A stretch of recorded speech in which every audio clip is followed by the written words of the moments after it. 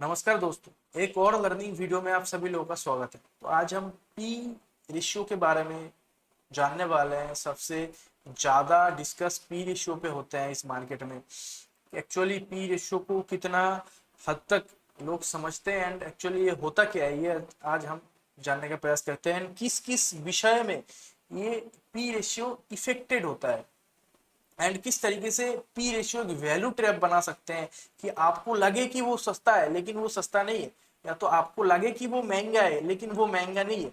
तो इस तरीके से ये वीडियो शुरू कर रहे हैं। तो देखिए, पी रेशियो को क्या बोला जाता है? Price to earning ratio. P ratio का फॉर्मूला क्या होता है? PE equal to price divided by EPS, earning पर शेयर। ठीक है, तो प्राइस अगर मान लेते हैं 100 रुपए है, अर्निंग पर शेयर 50 रुपीज है, तो ये पी रेशियो हो जाएगा 2 रुपए का। इट मीन 2 रुपीज इसका पी रेशियो 2 पॉइंट का हो जाएगा। ठीक है, तो ये पी रेशियो का कैलकुलेशन होता है। अब देखिए, पी रेशियो का फंडामेंटल यूजेस क्या क्या है, कि पी रेशियो कहाँ कहाँ फंडामेंटल यूज में काम आते हैं, वो थोड़ा हम डिस्कस करने का प्रयास कर रहे हैं। जैसे कि देखिए, इन्वेस्टमेंट क्या रिक्रूटमेंट करता है, ठीक ना? कि अगर आप मान लो कि किसी कंपनी में आपने निवेश करा है, वो कंपनी का इन्वेस्टमेंट किसी वजह से डूब जाता है, लेकिन फिर भी अगर वो कंपनी उस रेट से ग्रो कर रहा है, जब आप उसका पी रेशियो देख रहे हो, अगर उस टाइम पे जो ग्रोथ रेट है उस कंपनी का अगर उस हिसाब से भी ग्रो कर रहा है, तो अगर आप मानो कि पी रेशियो अगर 15 है, इट मीन 15 साल टाइम लगेगा आपको वो पैसा वापस से रिकवर करने के लिए। अब मेरा कहने का मतलब ये है कि ये लाइन थोड़ा नहीं हो सकता है, लेकिन ये मेरा कहने का मतलब ये है कि ये अगर कंपनी का इन्वेस्टमेंट किसी तरीके से डूब जाता है, तो उस इन्वेस्टमेंट को वापस से रिकवर करने के लिए अगर वो सेम तरीके से ग्रो कर रहा है, तो जितना पी रेशियो होता है उतना ईयर्स का वो टाइम लगेगा रिकवर करने के लिए। ठीक ना? अब देखो, इससे आप क्या समझ सकते हो? Market sentiment. अब देखो, ये किताबी ज्ञान है कि टिपिकली 25 के ऊपर जो है वो ओवर वैल्यूड माना जाता है और 10 के नीचे जो है वो अंडर वैल्यूड माना जाता है। लेकिन ये आपको हमेशा देखो, ग्रोथ पोटेंशियल जहां पर भी ग्रोथ पोटेंशियल लिखा हुआ होगा ना, वहां पे हमेशा जीडीपी को बीच में रख के सोचना है कि आप किस कंट्री में लिविंग कर रहे हो और उस कंट्री में जीडीपी ग्रोथ रेट कितना है।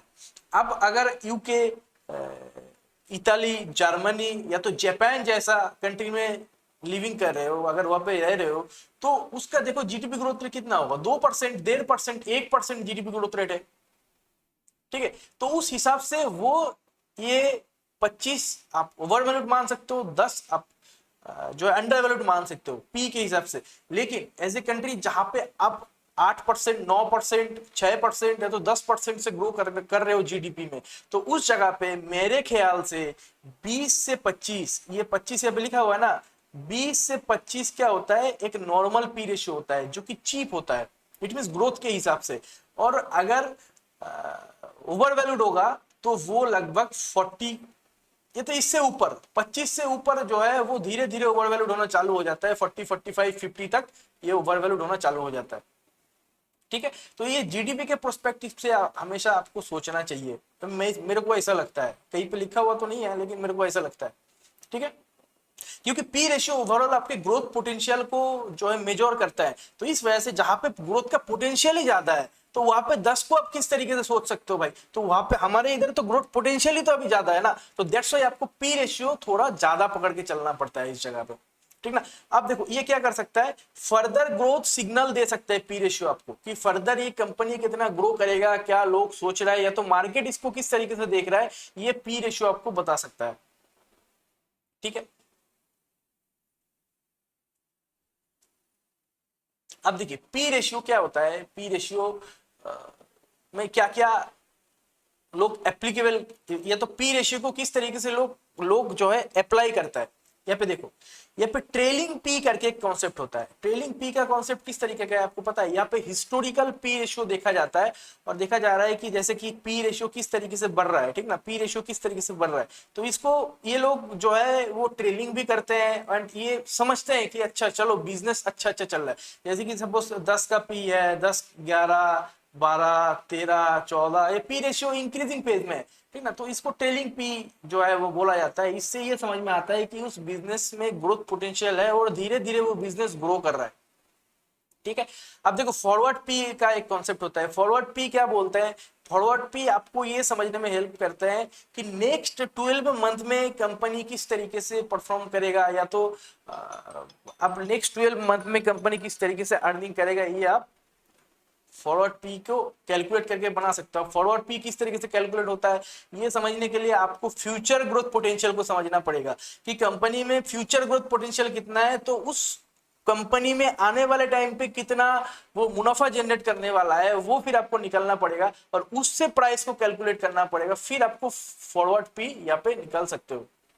अब देखो पी आपको और एक क्या हेल्प कर सकता है? ये हेल्प कर सकते हैं कि इंडस्ट्री बेंचमार्क को आपको समझा दे सकते हैं कि एक पर्टिकुलर इंडस्ट्री जैसे कि हेल्थ केयर, ठीक ना, हेल्थ केयर जैसे कि ईवी सेक्टर, ठीक ना, ईवी तो इंडस्ट्री है, सेक्टर तो नहीं है, नहीं बोलूंगा। हेल्थ केयर या तो ईवी, ये तो इस तरीके का सेक्टर में पर्टिकुलर किस बेंचमार्क से जो है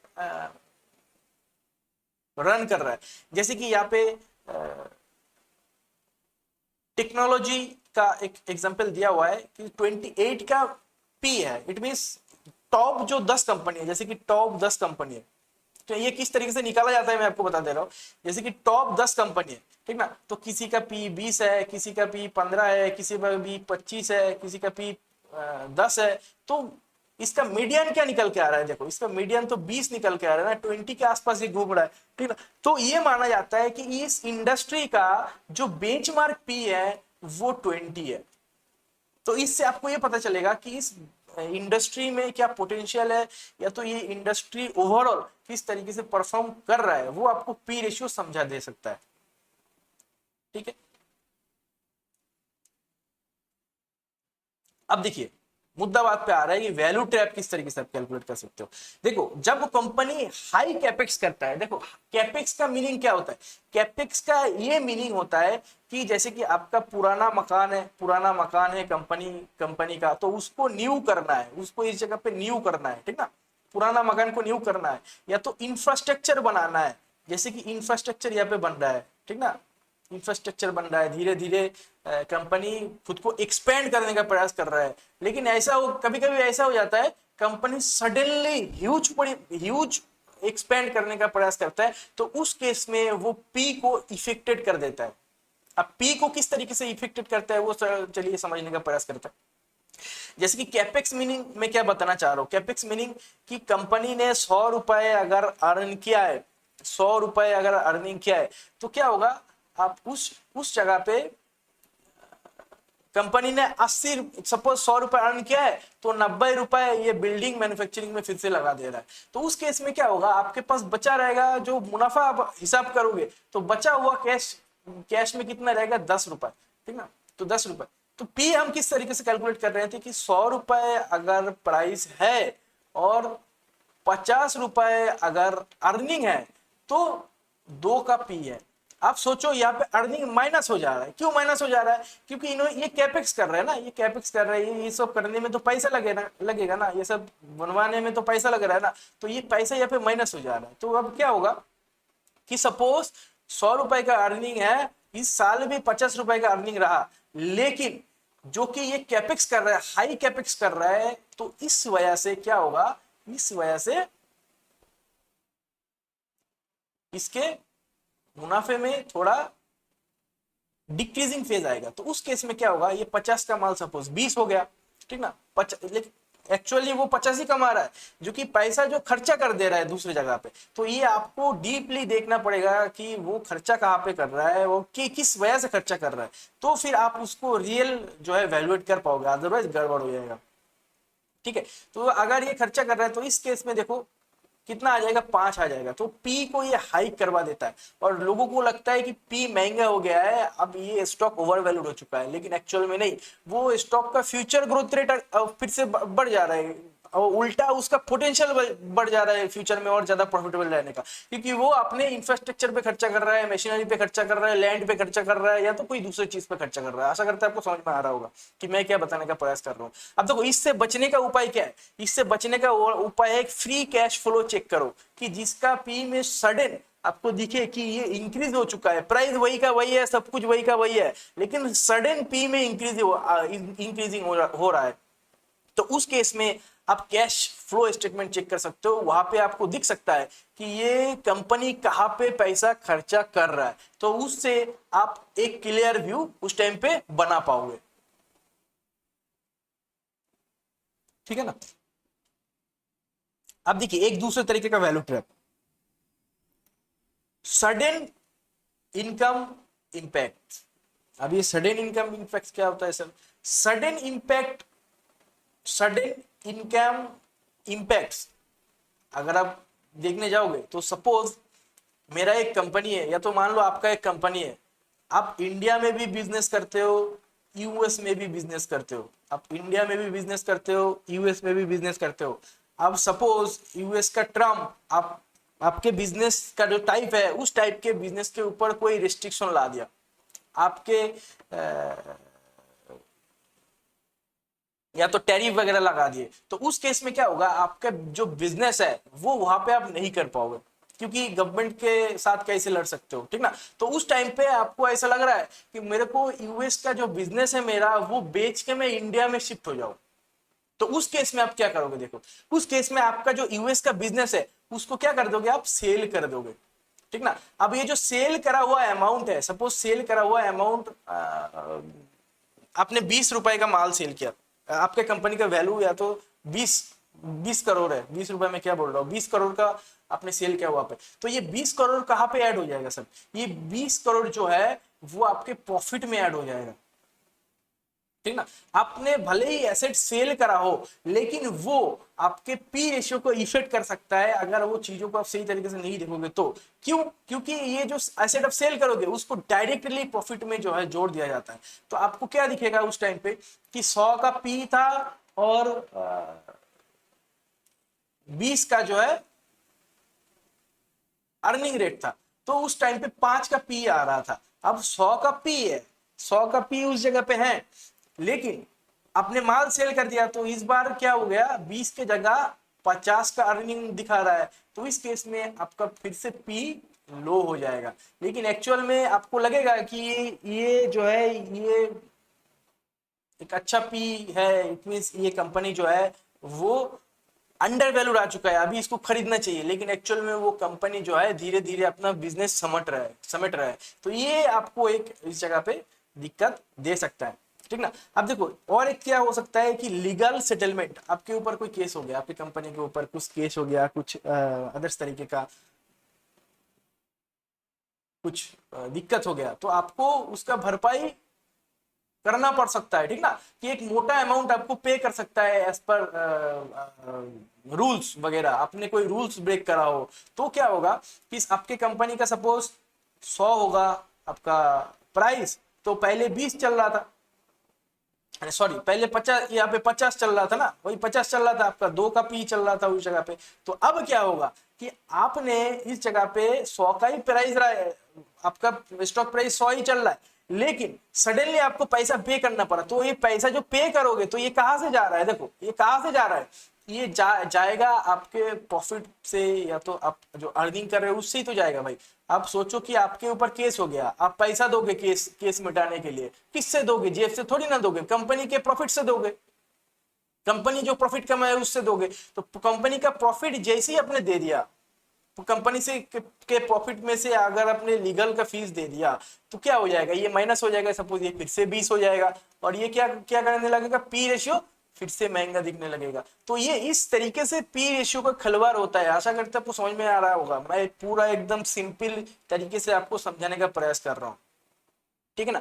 फिर क्या होगा, पेंडेमिक असिस्टेंस, जैसे कि कोरोना कोरोना टाइप के पेंडेमिक, कुछ ऐसा पेंडेमिक हो जाए आपके बिजनेस पूरा का पूरा ठप हो चुका है, एकदम पूरा का पूरा आपका बिजनेस, पूरा प्रॉफिटेबिलिटी एकदम जीरो हो चुका है, ठीक है ना। तो आपको उस इस टाइम पे क्या करना रहता है, पेंडेमिक के टाइम पे आपको हिस्ट्रिकल पी रेशियो चेक करना चाहिए, ठीक ना। जैसे मैंने हमने थोड़ी देर पहले बात किया ना कि एक पी रेशियो होता है हिस्ट्रिकल पी, तो आपको हिस्ट्रिकल पी रेशियो चेक करना चाहिए कि सडनली अगर किसी, जैसे कि इस तरीके से पी का चार्ट चल रहा है, ठीक ना, सडनली पी रेशियो फॉल हो गया, तो आपको ये पी रेशियो समझ के उस बिजनेस पे इन्वेस्ट करना चाहिए पेंडेमिक के टाइम पे, ठीक ना। सपोज पी रेशियो 10 का चल रहा, 50 का चल रहा था पी रेशियो, सडनली आ गया है 10-12 पी रेशियो आ गया है, तो आपको ये 50 के पी के हिसाब से इन्वेस्ट करना चाहिए, या तो 45 के पी के हिसाब से इन्वेस्ट करना चाहिए, कि ये बस पेंडेमिक के वजह से नीचे आया है, एक्चुअल में ये ऐसे चल रहा है। समझ में आ रही है मेरी बात?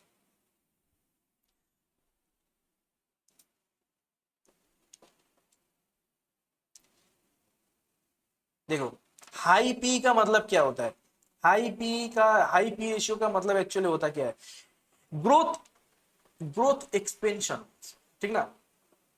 हाई पी रेशियो क्या होता है, ये दर्शाता है कि स्ट्रॉन्ग ग्रोथ एक्सपेक्टेशन है, किसका एक्सपेक्टेशन है, स्ट्रॉन्ग ग्रोथ, इसका किसका एक्सपेक्टेशन है, मार्केट पार्टिसिपेंट्स का, इट मींस रिटेलर का, या तो जो बंदा पैसा लगा रहा है, या तो पब्लिक का, कि पब्लिक क्या सोच रहा है उस कंपनी के ऊपर कि कितना ग्रोथ होगा। जैसे कि देखो, यहाँ पे हमेशा जो पी रेशियो को देखोगे ना, तो दो फैक्टर यहाँ पे आएगा, दो फैक्टर क्या क्या होगा, एक फैक्टर ये होगा कि प्राइस कितना है, एक दूसरा फैक्टर होगा कि अर्निंग कितना है, ठीक है ना। एक फैक्टर होगा प्राइस कितना है, एक दूसरा फैक्टर होगा अर्निंग कितना है। तो प्राइस पे कितना, अर्निंग पे तो कंपनी का हाथ है भाई, तुम जो अर्निंग करके लेके आओगे वही होगा। अब अभी अभी मैंने अर्निंग का पार्ट समझाया है, पिछले दो पीपीटीज में मैंने ये क्या समझाया है कि अर्निंग के पार्ट से किस तरीके से पी को इफेक्ट करा जा सकता है, लेकिन प्राइस के पार्ट से किस तरीके से पी को इफेक्ट करा जा सकता है वो समझने का प्रयास करो। जैसे कि सपोज कोई स्टॉक है, सडन न्यूज में आया, किसी पॉलिटिशियन ने बोल दिया कि ये बूम करने वाला है, किसी ने बोल दिया, किसी एनालिस्ट ने बोल दिया, ठीक ना। ये तो कोई भी सडन रीजन, कि कोई भी सडन इवेंट जिसके वजह से प्राइस बूम हो गया ऊपर की तरफ, कंपनी के अर्निंग में कुछ चेंजेस नहीं आया, प्राइस सडनली बूम हो गया, ठीक ना। कोई स्टॉक सपोज ऐसा ऐसा ऐसा ऐसा चल रहा है, सडनली ऊपर की तरफ बूम हो गया, प्राइस बढ़ गया, तो उस केस में क्या होता है, एक्चुअली ये जो प्राइस बढ़ता है वो किस वजह से बढ़ता है, एक्चुअली ये जो प्राइस बढ़ता है ये प्रीमियम पे करा जाता है, ठीक ना, कि लोग उस बिजनेस के ऊपर ज्यादा प्रीमियम पे करने के लिए रेडी है, लोग उस बिजनेस के ऊपर ज्यादा प्रीमियम पे करने के लिए रेडी है। क्यों पे करने के लिए रेडी है, क्योंकि उस बिजनेस पे लोगों को ऐसा लग रहा है ग्रोथ पोटेंशियल बहुत ज्यादा है, क्योंकि किसी ने बोल दिया हो, किसी पॉलिटिशियन ने बोल दिया हो, या तो न्यूज पे आ रहा है, या तो कोई भी रीजन हो सकता है, आई डोंट नो कि रीजन क्या है, ठीक ना। तो इस ये क्या, हाई पी क्या दर्शाता है कि उसमें ग्रोथ पोटेंशियल ज्यादा है, इस वजह से लोग ज्यादा उस पर इन्वेस्ट कर रहे हैं, ठीक है ना। आपको क्या करना चाहिए, आपको आर एन डी करना चाहिए, अगर इन्वेस्टमेंट्स आपको करना होगा तो आर एन डी करना चाहिए, हर हाई आर एन डी करना चाहिए, किस पे, करेंट अर्निंग्स पे, ठीक ना। आपको अर्निंग्स पे ज्यादा आर एन डी करना चाहिए, आपको अर्निंग्स पार्ट को समझना पड़ेगा कि भाई ये पैसा मुनाफा कितना कमा रहा है, किस तरीके से कमा रहा है, किस क्वालिटी से कमा रहा है, तो फिर आप पी पी रेशियो खुद ब खुद कैलकुलेट कर सकते हो, ठीक ना। वही मैंने बोला कि पी रेशियो स्केलिंग पोटेंशियल होता है, कंपनी कितना, देखो यहाँ पे क्या लिखा है, अभी अभी बोला ना कि प्रीमियम ऑफ पी, ठीक ना, इट मींस लोग कितना प्रीमियम पे करना चाह रहे हैं कंपनी को उसके बिजनेस से मुनाफा कमाने के लिए, वो पी रेशियो दर्शा सकता है आपको, ठीक है ना। अब देखिए लो पी क्या होता है, लो पी का मतलब क्या हुआ, देखो लो पी एनालाइज, अगर आप एक मिनट का, देखो लो पी एनालाइज, लो पी का मतलब क्या है, पोटेंशियली वो अंडर वैल्यूड है। इट मीन्स वो कंपनी अंडर वैल्यूड है, या तो कंपनी का साइकिल अभी नहीं चल रहा है, या तो वो बिजनेस अभी नहीं चल रहा है, किसी वजह से वो कंपनी अंडर वैल्यूड है। तो उस केस में क्या होगा, उस केस में पी जो हो जाएगा, लो पी रेटिंग हो जाएगा उस कंपनी का, ठीक ना। अब देखो वैल्यू इन्वेस्टमेंट जोन, अब एक टाइम पे ये माना जाता है, जाना था, अगेन ये किताबी ज्ञान है, अगेन मैं बता रहा हूँ ये किताबी ज्ञान है, ऐसा आज के दिन में नहीं देखने को मिलेगा आपको ज्यादातर टाइम। अगर बहुत कुछ गड़बड़ हो गया, कोरोना जैसा हो गया, एकदम पेंडेमिक आ गया, सब कुछ खत्म हो गया, तो उस केस में आप देखा जा सकता है। अदरवाइज छोटे मोटे गिरावट में तो ये ढूंढने का कोशिश मत करना, अदरवाइज आप वही वैल्यू ट्रैप में फंस जाओगे, ठीक है। तो वैल्यू इन्वेस्टमेंट जोन ये माना जाता है 5 से 12 के पी के अंदर ये एक वैल्यू इन्वेस्टमेंट हो सकता है कि इन्वेस्टमेंट जो कर रहे हैं या तो बड़े बड़े आदमी जैसे वॉरेन बफेट वगैरह, ठीक ना, तो ये स्मॉल पी पे इन्वेस्ट करना पसंद करते हैं, ठीक है। देखो साइकिलिकल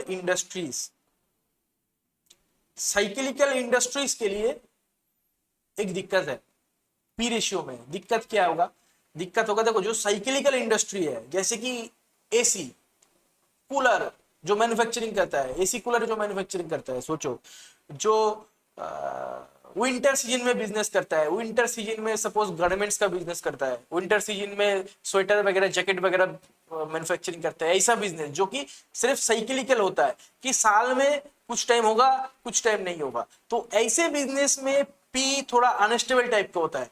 उनका प्रॉफिटेबल ग्रोथ किस तरीके का होगा, देखो ऐसा ऐसा ऐसा ऐसा अर्निंग चल रहा है, विंटर का सीजन आया फटाक से बढ़ गया, अब फिर से विंटर का सीजन जैसे जाने लगा, ये फिर से आ गया, अब फिर से स्टेबल हो गया, ठीक ना। तो ऐसे कंपनी में आपको निवेश करने के लिए आपको हिस्ट्रिकल पी देखना पड़ता है कि भाई ये इसका हिस्ट्रिकल पी है, या तो इस पी का पैटर्न आपको समझना पड़ता है कि ये पी का पैटर्न किस तरीके का है, ये तो किस तरीके का ये पिछले टाइम से ये चलते हुए आ रहा है, तो उस हिसाब से आप इसको जज कर सकते हो। अगर इस टाइम पे आप पी रेशियो देख के इसको जज करोगे तो फिर आप वो वैल्यू ट्रैप में फंसने वाले हो, क्योंकि ये इनका साइकिलिकल बिजनेस है, साल में एक दो बार चलता है, बाकी टाइम नहीं चलता है, ठीक ना। तो यहाँ पे बिजनेस मॉडल भी इंपॉर्टेंट होता है पी रेशियो को समझने के लिए, ठीक ना। तो आशा करते हैं आपको समझ में आ रहा होगा। देखो अभी तक आपको लग रहा था पी रेशियो इतना सिंपल वर्ड है, यहाँ पे बिजनेस मॉडल भी इफेक्ट करता है पी रेशियो को, ये आपको आज समझ में आया होगा, ठीक है। अब देखियो एडवांस पी रेशियो को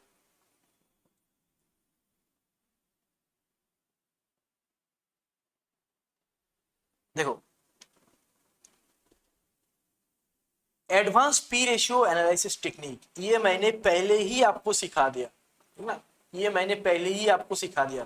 ये सिखाने के बाद मैंने देखा कि लोगों को पी के कॉन्सेप्ट ही पता नहीं है, जो मेरे को सवाल पूछ रहे पैग रेशियो को लेकर उनको पी का मीनिंग ही पता नहीं है, तो दैट्स व्हाई ये वीडियो मेरे को बनाना पड़ रहा है। अगर आपको पैग रेशियो के बारे में डिटेल्स में जानना है तो इससे पहले वाला वीडियो देख लेना, मैंने बहुत डिटेल्स में उसके बारे में बताया है, ठीक ना।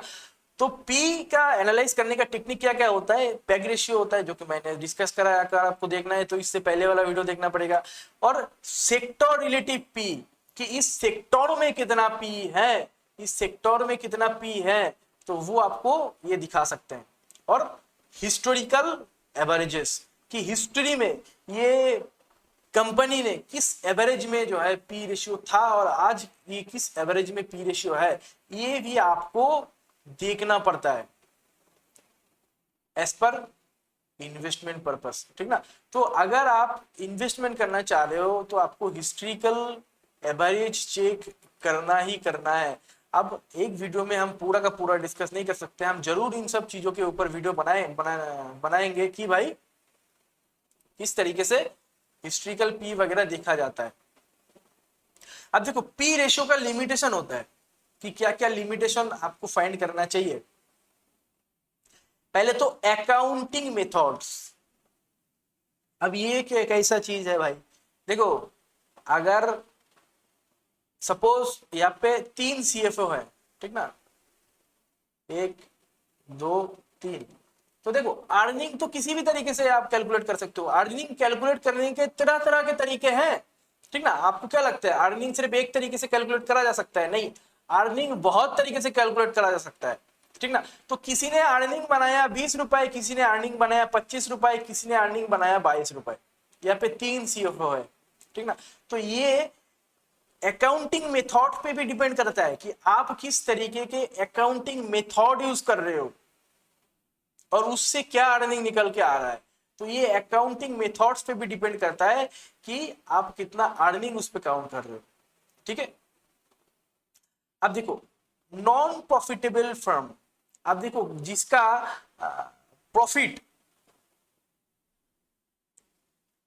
विदाउट प्रॉफिट है, अगर कोई कंपनी विदाउट प्रॉफिट है, जिनका ईपीएस है ही नहीं, तो उस पर क्या पी रेशियो देखोगे भाई। अगर आपका प्राइस है 100 रुपए और अर्निंग डब्बा है, कुछ है ही नहीं इस जगह पे, तो किससे क्या करोगे। तो इसका लिमिटेशन ये है, जो कंपनी अर्निंग नहीं कर रहा है उसका कोई पी रेशियो होता ही नहीं है। तुम अर्निंग ही नहीं कर रहे हो तो क्या पी रेशियो होगा भाई, सिंपल सा बात है, ठीक है। और 3 है डेबिट लेवल्स। अब ये क्या होगा, पी रेशियो कभी डेबिट को नहीं देखता है, पी रेशियो कभी डेबिट को नहीं देखता है। तो आपको पी रेशियो देखते टाइम हमेशा डेबिट को भी देख लेना चाहिए कि भाई ये कितना डेबिट है, ये कंपनी अर्निंग तो कर रहा है लेकिन डेबिट कितना है। जैसे कि सोचो कि मेरा 500 रुपए का बिजनेस है, मेरा 500 करोड़ का बिजनेस है मेरा, ठीक ना। तो इनमें से 450 करोड़ मेरा डेबिट है, इनमें से 450 करोड़ मेरा डेबिट है। तो मेरा एक्चुअल फंड कितना लगा हुआ है, मेरा एक्चुअल फंड यहाँ पे 50 करोड़ ही तो लगा हुआ है ना, फंड तो 50 करोड़ ही तो लगा हुआ है ना। तो ये जो चीज है, ये चीज एक्चुअली पी रेशियो ट्रैक नहीं कर पाते हैं। तो आपको पी रेशियो देखते वक्त हमेशा डेबिट लेवल्स भी देखना चाहिए, ठीक है।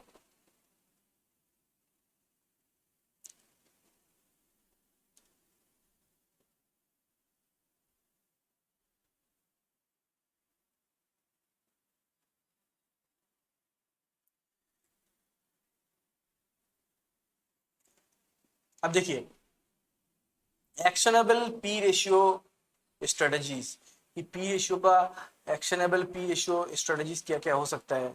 देखो क्या क्या कर सकते हो, स्क्रीन फॉर आउटलाइनर्स, ठीक ना। इट मींस आप पी रेशियो से एक स्क्रीन कर सकते हो, इट मींस आप एक फिल्टर लगा सकते हो कि मेरे को ढूंढ के दो ये कौन कौन सा बिजनेस है जो कि इस क्राइटेरिया में आते हैं। या तो आप सोचो आप ऐसा ढूंढ रहे हो कि मेरे को 20 का पी चाहिए, ठीक ना। तो आप जैसे इसको स्क्रीन करोगे तो आपके पास आ जाएगा कि 20 का कोई कौन कौन सा पी है, तो आप उसको देख सकते हो, ठीक ना। एसेट अर्निंग्स क्वालिटी, ठीक ना। अब इसको क्या है कि आपको हमेशा जो एसेट अर्निंग है उसको एग्जामिन करना चाहिए और वन टाइम बूस्ट को हमेशा जो है वो अवॉइड करना चाहिए। अब इसको कंबाइन करना चाहिए आदर्श फंडामेंटल्स के साथ। अकेला पी रेशियो देख के कभी भी इन्वेस्ट या तो डिसीजन नहीं बनाना है, पी रेशियो को हमेशा कंबाइन करना है आदर्श फंडामेंटल एस्पेक्ट के साथ, ठीक ना। तो यहाँ पे ये वीडियो जो है खत्म होते हैं। आप थोड़ा हम क्या करेंगे, थोड़ा हम इसका एक एग्जाम्पल देख लेते हैं, ठीक है। थोड़ा हम इसका एक एग्जाम्पल देख लेते हैं। जैसे कि ये कंपनी है, जो भी ऐरा गैरा जो भी है मेरे को मैं बता रहा हूँ। जैसे देखो ये प्रॉफिट बिफोर टैक्स है इस कंपनी का।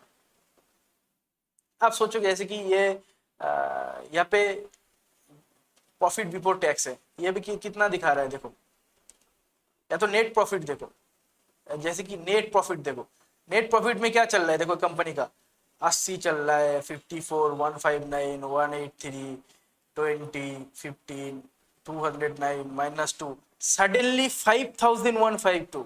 ये कैसे आ गया भाई, फिर से हो गया 106, 64, 86। अगर आप इस टाइम पे पी रेशियो देख रहे होंगे तो क्या लगता है आपको, ये आपको सही डाटा दे सकता है क्या? क्या इस कंपनी के बारे में सही स्थिति आपको बता सकता है क्या? नहीं ना। अब देखो ये कहां से आ रहा है, ये आ रहा है आदर्श इनकम से। आदर्श इनकम से ये आ रहा है, ये देखो 5120 करोड़। तो एक्चुअली में इसने बिजनेस बेच दिया बाहर, किसी वजह से इसने अपना बिजनेस बेच दिया और उसको अदर इनकम में कैलकुलेट कर रहे हैं, तो ये चीज क्या कर देगा, ये चीज पी रेशियो को इफेक्टेड कर देगा। और आप अगर उस टाइम पे पी रेशियो को देखोगे तो आप वैल्यू ट्रैप में फंसने वाले हो। ठीक है, तो ये मैंने एक एग्जांपल भी आपको दिखा दिया है। आशा करते हैं आपको ये वीडियो अच्छा लगा होगा। अगर अच्छा लगा है तो कमेंट, शेयर, सब्सक्राइब जरूर करना। धन्यवाद।